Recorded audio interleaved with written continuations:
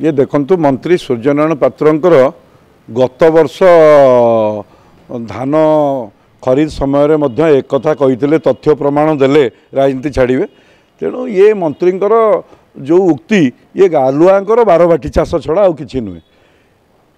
चलित धान किणा सीजन रे भारतीय जनता पार्टी गत 5 दिन तले गणमाध्यम सामने तथ्य प्रमाण सह तांको बासभवन को जाइथिला कहीं आसी देखा कलेनी। पुलिस तो पर्याप्त परिमाण नथिले, चाषी तो जाइथिले, कहीं आसी देखा कलेनी, तथ्य प्रमाण संग्रह कलेनी।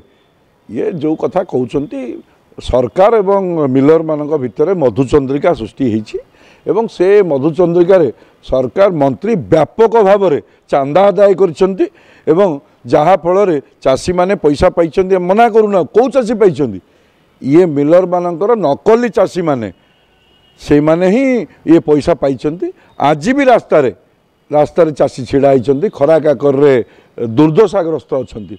मंत्रींकर जदि एभली राजनीति छाड़ीबार उक्ति अच्छी आज भी भारतीय जनता पार्टी प्रस्तुत अच्छी।